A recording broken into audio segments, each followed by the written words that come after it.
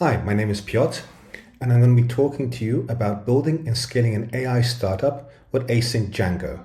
The theme of the talk is to move quickly and don't break things.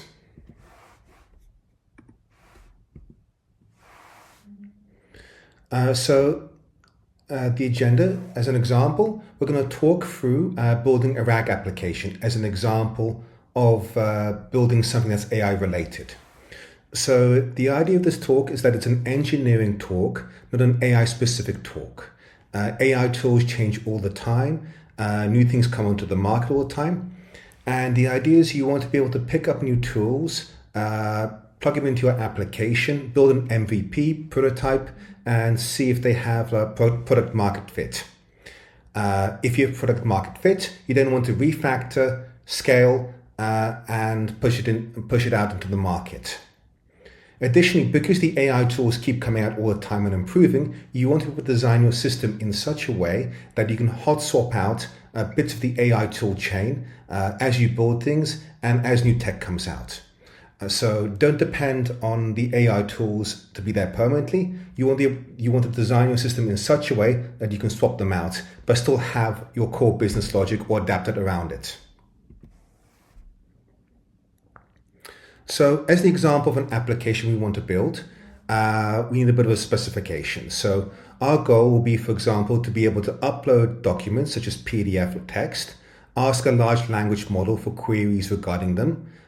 We'd want to be able to support confidential documents. So the idea is we want to design an MVP with the goal that at a later stage, we can self-host everything so we can work with confidential data such as medical records or financial statements.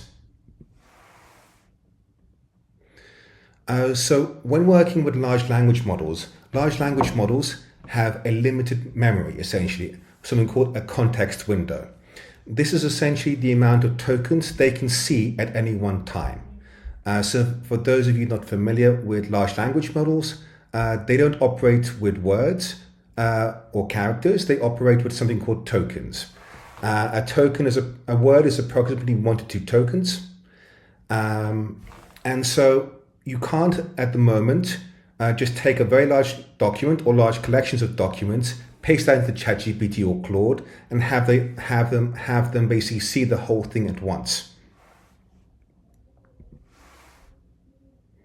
So one way to work around the limitation of this context window is to use something called RAG, which is retrieval augmented generation.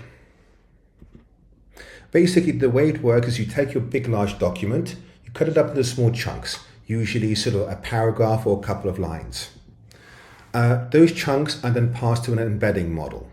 So an embedding model is an AI model, usually that's trained when a large language model is trained, that is able to take the text chunks and convert them into a vector representing semantic meaning. So semantic meaning is essentially the underlying descriptive term of what a set of words mean.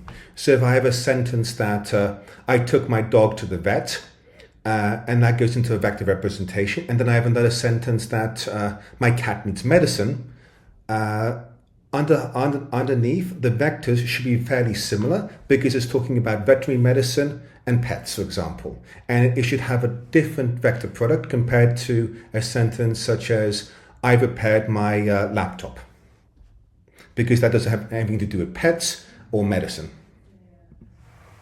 So we take a text, break it into small chunks, use an embedding model to create vectors representing their semantic meaning, and that gets stored into a vector database. Then when a user asks a query, that query again goes to the embedding model. That semantic meaning of that question is then compared to other things in the vector database, and then a retrieval is done of relative chunks from the original source document, which we hope are semantically similar. So in this case, let's say a user asks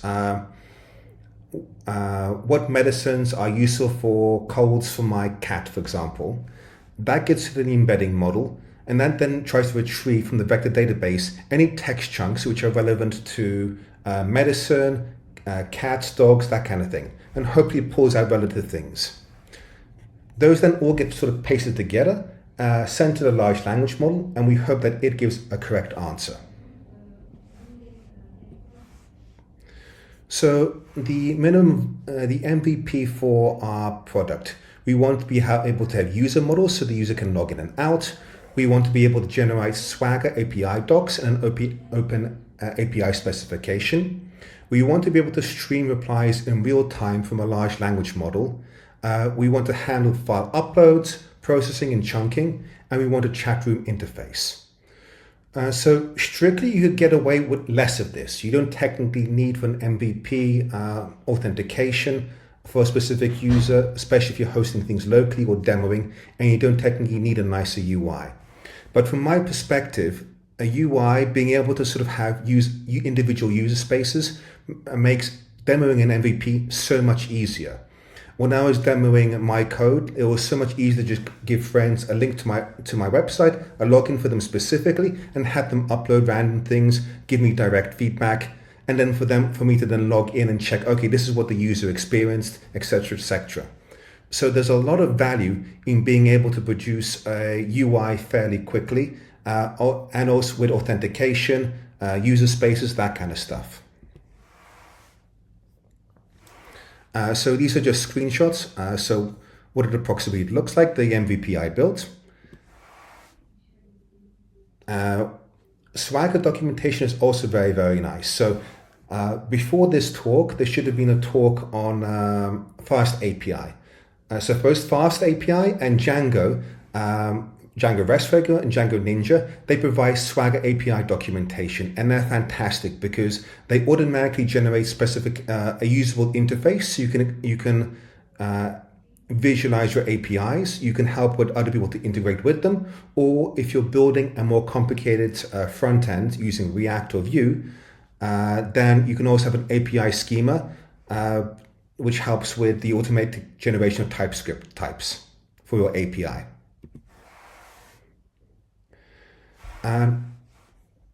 Now, so how does the actual thing look? So we want to be able to select a file. We want to be able to drag it into the interface. Then what happens in the background, the file is cut up into small text chunks. Those are put into the vector database, and then it should show up in the UI. Then we want to be able to ask a question about, in this case, it was a medical document about melatonin. So we have a system prompt, which is passed to the large language model, the user question, and the context. So the context is the additional information we've pulled out from the embedding model, and all of this is pasted into the large language model, and this is what the large language model outputs.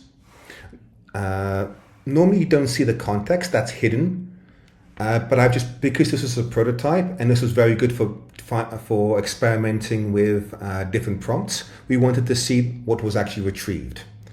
Additionally, the thing we really wanted was the streaming output. That it's really, really nice if the user can see the responses as they're streamed from the large language models, rather than waiting for it to all be sent back in one go.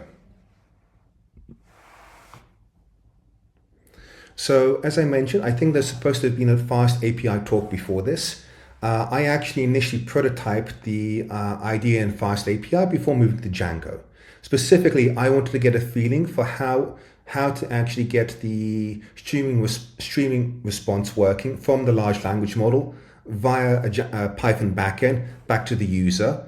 So I did that in FastAPI to prove that it actually works. And then essentially I moved to Django. So what I ran into with FastAPI is if I wanted to add in user authentication, if I wanted to add a connection to the database, user model, stuff like that, I'm starting to write things from scratch, whereas Django pulls it out of the box. Additionally, I'm fairly experienced with Django, so I know how to write all of these things. And for me, it's extremely easy to write business logic in Django. It's fantastic.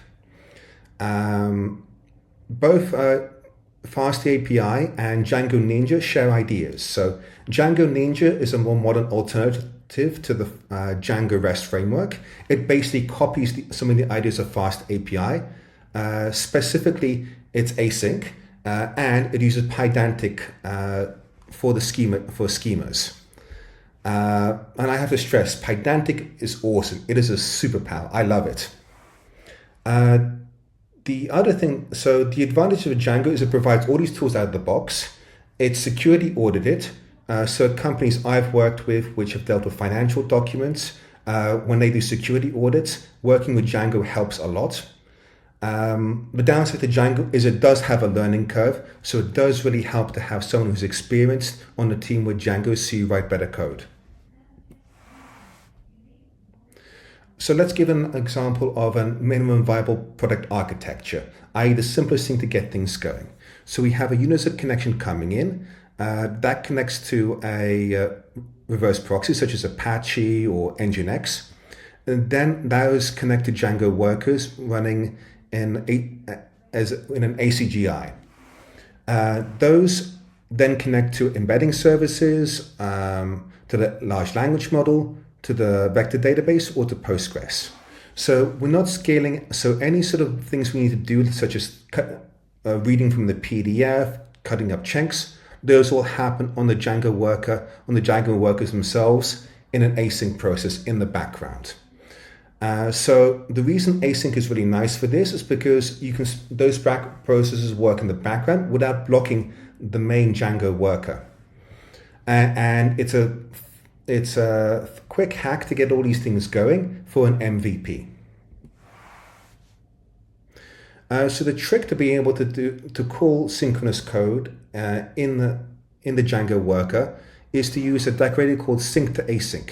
Under the hood, it uses something called ASGI-ref. I'm not sure if I'm pronouncing that correctly.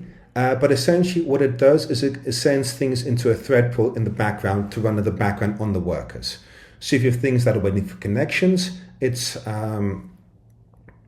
really useful, it's really good for performance. Technically, you shouldn't run any heavy processing in the background because it will still take up processes on your worker and that won't scale. But for our MVP, we don't actually care. We want to be able to just run things in the background, even if they are things like light numerical calculations, things like that, because we can scale up our workers horizontally.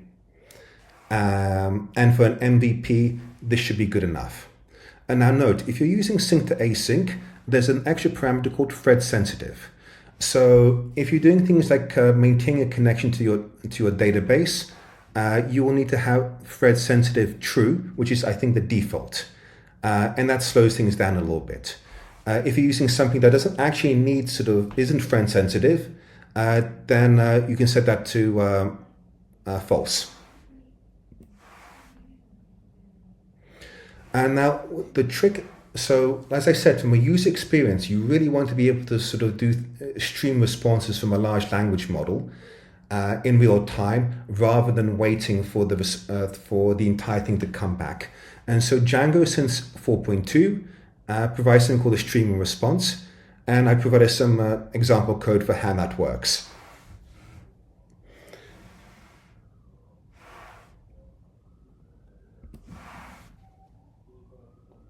Now, from my end, I wanted to build a UI, and again, to get something done quickly, I use Django templates. They're server-side rendered. It was actually fairly straightforward to build Django templates using Tailwind CSS and ChatGPT, but you can also buy some really beautiful pre-built templates. And I use minimal, simple JavaScript for this. I experimented with HTMX, but I found that to be more trickier to use than actual vanilla JavaScript. Now, this is really nice for getting a simple UI working, but nothing more complicated which can handle state. You can't really write that with vanilla JavaScript, or at least it's way beyond my skill set. So an example, like the UI that I built, if you do one operation at a time, it's fine. So if you upload a PDF, if you then sort of wait for that to finish and then sort of start typing things, those all work. But if you start typing things, stream a response, and then start uploading and dragging and dropping additional PDFs, suddenly the state of the actual web page breaks. So to handle that kind of stuff, you need to move to something more complicated, such as Vue or React. Additionally, with any piece of software, the more lines of code you write, the more complicated it becomes, and you have to write unit tests. Otherwise, you end up creating a mess. And As far as I can tell, you can't write JavaScript unit tests without Webpack because the most common library out there is Jest. And once you use Webpack, you may as well go to React or Vue. So my advice is to use AI as much as possible. So Claude or GPT-4, both via their APIs.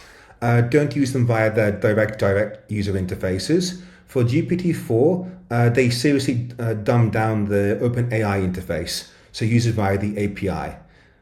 Claude, their responses are good, but they seriously bottleneck their most expensive model, and it's much cheaper to just use it via the API. Fundamentally, it makes writing unit tests a breeze.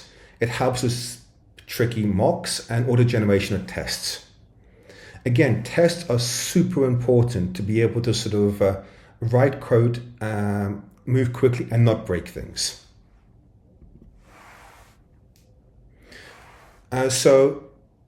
Most people, they're good for about 6 hours of focus a day. If you're coding for 10 hours plus each day, you are going to make mistakes. And the unit tests help with those regressions. You're pushing out code later on in the evenings. The unit tests prevent you from breaking existing code. Additionally, unit tests help you scale amongst multiple engineers. Another engineer comes into your project because your MVP has got traction. They're able to look at the unit tests and start adding code without breaking your existing features. The unit tests also act as living documentation of how the code is supposed to work.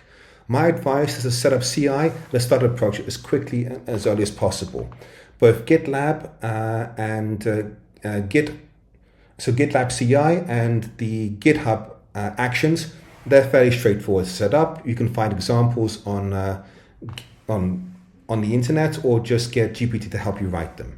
Additionally, I found setting up error reporting at the start of a project such as Sentry super useful, because when my end users were testing my application, they found an edge case which I hadn't tested for. I suddenly got notifications via email, and it made my development process much easier. Okay, so scaling or MVP hack. So I want to talk, so the MVP hack, as more people start to use it initially, you can simply scale by adding in more and more workers. The bottleneck will be the fact that you're running all your synchronous processes on your workers essentially. You can, as a hack, just scale them horizontally. At some point, you will need to re-architecture and refactor everything. But an MVP is an MVP. It still has a lot of value if you can get into the user's hands, even if it isn't perfect. Okay, so moving from MVP to production. So let's say your users love your application and you want to move to production. Awesome, you're in a good place to be, but your application won't scale. Scaling issues are growing pains, but growing pains are good because it means people are using your application. So we want to do a couple of things. We want to move from ChromaDB, which is a wrapper around SQLite, to a better vector store. We want to move some of the long-lived asynchronous processes, especially those which are computationally expensive, onto a message broker and onto separate workers. So using something like Celery or RabbitMQ. We want to be able to self-host our large language model and the embedding model. And we want to move to something like from Django templates to a more better UI, such as React or Vue. So how have we changed our UI? So our user still connects to the same place and we still have our Django workers. But if we've set up JWT authentication, what we can do is we can actually have the user talk to the large language model directly for output. So as long as the user is authenticated in, we can then verify via JWT token and essentially have them talk directly to the LLM. We can add obviously some rate limiting to prevent some kind of abuse, but we can set it up in that way, which is nice because it reduces the load on our existing workers. Previously, we were sending the connection from here to here and down to our LLM. Here, you can have it talk directly. Additionally, we can self-host an LLM. The most common way to do it is with a tool called VLLM.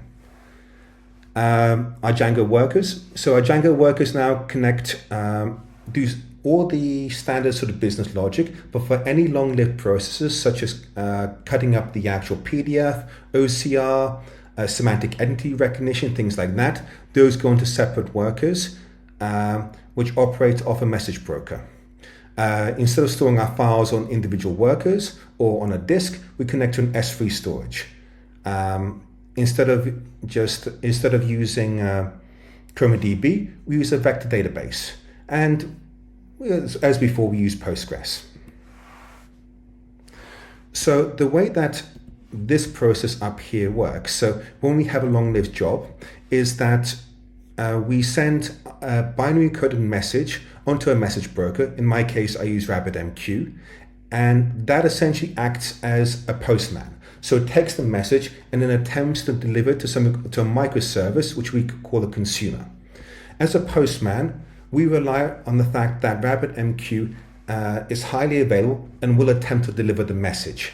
If the message delivery fails, it will reattempt multiple times to different workers, and if that fails, it goes into the dead message queue. Pydantic is super useful for this. Because you're sending around binary encoded JSON, Pydantic is useful at both stages. So the producer Django and the consumer, because you have a schema and you can validate things very, very easily. This whole thing relies on the fact that your message broker is rock solid, essentially. If it receives a message and accepts it, you expect it to basically never lose the message. And it's amazing you can build on top of this kind of technology. Additionally, so here we're talking about all these things go into a queue. And the second reason we don't want to run everything on the Django worker itself and we just separate into separate workers is something called dependency hell. So let's say we've got Django project and we've pip installed or poetry added all our core dependencies, Django, Pydantic, etc., etc. And then we started to add in things like pandas or scikit-learn and stuff like that onto the Django worker. At some point, you'll get a point where you're not able to upgrade your Django dependencies because of a sub-dependency issue with all of these. These numerical libraries tend to be very, very brittle. So you want to deliberately partition them off into separate workers with limited dependencies so they don't end up clashing.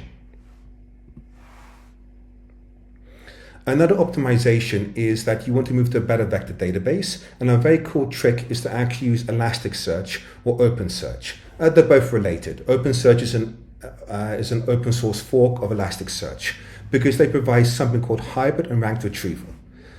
So if you have let's say you have a collection of 50 different documents, which are IBM laptop manuals, and you ask for my ThinkPad, I don't know, X240, how do I replace the laptop battery? What will happen is RAG will go in, look at what the text chunks that have been chunked from all these 50 different documents, and pull out the relative chunks relevant to the BIOS and to the model name. The problem is when it does retrieval, it'll retrieve from multiple different laptop models documents the actual data from it. It won't prioritize, it won't let you fine tune the retrieval.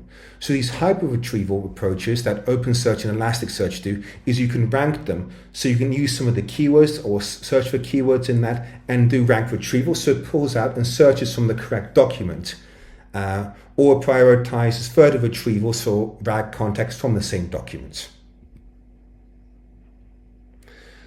So as I said, at some point you've got to migrate to a more complicated UI because it's very difficult to build complicated UIs using vanilla JavaScript. One really nice trick is to use automatic generation of TypeScript schemas from Django's API. The way this works is that with Django and I suppose FastAPI is all the schemas are defined using Pydantic. Those get exposed via an interface and via an open API schema. So this little bit of JSON. That little bit of JSON you can hoover up in your JavaScript application, and those will automatically generate types and the actual interface for calling the request. And this is super, super nice because it means if you change your backend APIs, you can automatically sync your schema and it propagate to your front end. And then you can see if something's changed or broken. It also saves you a crazy amount of time in terms of not having to write these things by hand. So if you want, I've got code examples of my MVP, my Django written in FastAPI, then in Django. If you're going to be writing a lot of like asynchronous work jobs on Celery, there's a really nice example on paperless.ngx. And additionally, you can take a look at my LinkedIn. If you're ever in Warsaw, come visit us. I run a meetup out there called AI Code and Coffee. Thank you very much to the organizers of this conference. I realize it takes an awful lot of effort to organize a conference. Thank you for taking the time.